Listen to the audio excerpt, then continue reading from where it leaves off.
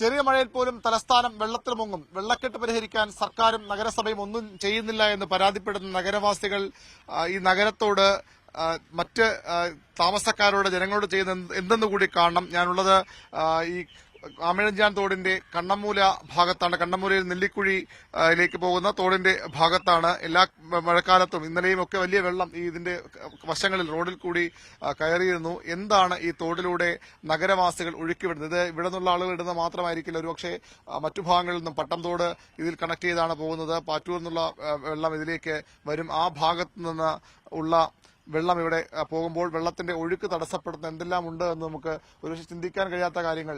ഇവിടേക്ക് ആളുകൾ എന്തെല്ലാം മാലിന്യങ്ങൾ ഇവിടേക്ക് വലിച്ചെറിയാൻ കഴിയുമോ അതെല്ലാം. ഒരു ഫ്രിഡ്ജിന്റെ, ഒരു റെഫ്രിജറേറ്ററിന്റെ ഒരു ഭാഗമാണ് ഇപ്പോൾ നമ്മൾ ഈ ദൃശ്യങ്ങളിൽ ഉള്ളത്. ഇതുപോലെയല്ല എന്തെല്ലാം വീട്ടിലുപയോഗിക്കുന്ന മുഴുവൻ സാധനങ്ങളും അത് വേസ്റ്റ് ആകുമ്പോൾ ഇത്തരത്തിൽ ഈ തോട്ടിലേക്ക് തള്ളിവിടുന്ന, ഒഴുക്കിവിടുന്ന അവസ്ഥയാണ് ഉള്ളത്. അതുതന്നെയാണ് എന്തുകൊണ്ട് വെള്ളം ഇവിടെ പൊങ്ങുന്നു എന്നതിന്റെ ഏറ്റവും പ്രധാനപ്പെട്ട കാര്യങ്ങൾ.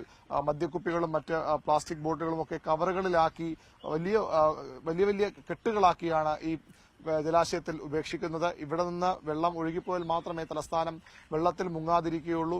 ഇവിടെ വെള്ളത്തിന്റെ ഒഴുക്ക് തടസ്സപ്പെടുമ്പോൾ തലസ്ഥാനത്തെ ജനങ്ങളുടെ ദുരിതം കൂടും. അതറിയാത്തവരല്ല ഇങ്ങനെ ചെയ്യുന്നത്. നമുക്കറിയാം എത്ര ഭാണ്ഡക്കെട്ടുകൾ പോലെ എത്രയിടത്താണ് ഇത്തരത്തിൽ പ്ലാസ്റ്റിക് മാലിന്യങ്ങളും മറ്റും കെട്ടി ഈ തോട്ടിലേക്ക് ഒഴുക്കിവിടുന്നത്, അങ്ങനെ ഒഴുകി നടക്കുന്നത്. ഇതൊക്കെ തടഞ്ഞു നിർത്തി വീട്ടിലെ മെത്തയുടെ ഭാഗമുണ്ട്, കിടപ്പുമുറികൾ ഉപയോഗിക്കുന്ന മെത്തയുടെ ഭാഗമുണ്ട്, അത് അതേപടി ഇവിടേക്ക് വലിച്ചെറിയുന്നത് ഈ ഒരു മഴക്കാലത്തിന്റെ മാത്രം കാഴ്ചയില്ല. കഴിഞ്ഞ മഴക്കാലത്തും ഇതേ ഭാഗത്തുനിന്ന്, അതുപോലെ തന്നെ നെല്ലിക്കുഴി ഭാഗത്തുനിന്നുമൊക്കെ നമ്മൾ ഇതേ കാഴ്ചകൾ റിപ്പോർട്ട് ചെയ്തതാണ്. ഈ നഗരവാസികൾ എന്തുകൊണ്ട് ഈ ദുരിതം അനുഭവിക്കുന്നതിന്റെ ഏറ്റവും പ്രധാനപ്പെട്ട കുറ്റക്കാർ ഇവിടെ താമസിക്കുന്ന ആളുകൾ തന്നെയാണ്. ഇത് ഒന്നോ രണ്ടോ ആളുകൾ ചെയ്യുന്നതല്ല, നിരവധി ആളുകൾ ചെയ്യുന്നതുകൊണ്ട് ഇത്രയധികം മാലിന്യങ്ങൾ, പ്ലാസ്റ്റിക് മാലിന്യങ്ങൾ ഇവിടെ ഇപ്പോൾ ഈ ഒഴുക്ക് തടസ്സപ്പെടുത്തുന്ന ഇത്തരം മാലിന്യങ്ങൾ തടഞ്ഞു ശേഖരിക്കാനായി നഗരസഭ ചെയ്യുന്ന ഒരു പ്രവൃത്തിയാണ്. ഇത്തരത്തിൽ വലിയ പൈപ്പുകൾ ഇതിന് കുറുകെ സ്ഥാപിച്ച് വെള്ളം വറ്റുമ്പോൾ മാത്രമാണ്, കുറഞ്ഞിരിക്കുമ്പോൾ മാത്രമേ ഇങ്ങനെ ചെയ്യാൻ കഴിയൂ.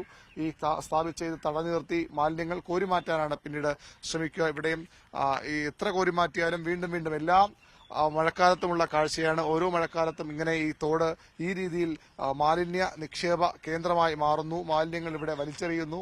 എത്ര പറഞ്ഞാലും ആളുകൾ സർക്കാരിനോട് നഗരസഭയോട് സഹകരിക്കുന്നതിനാണ് വ്യക്തമാണ്.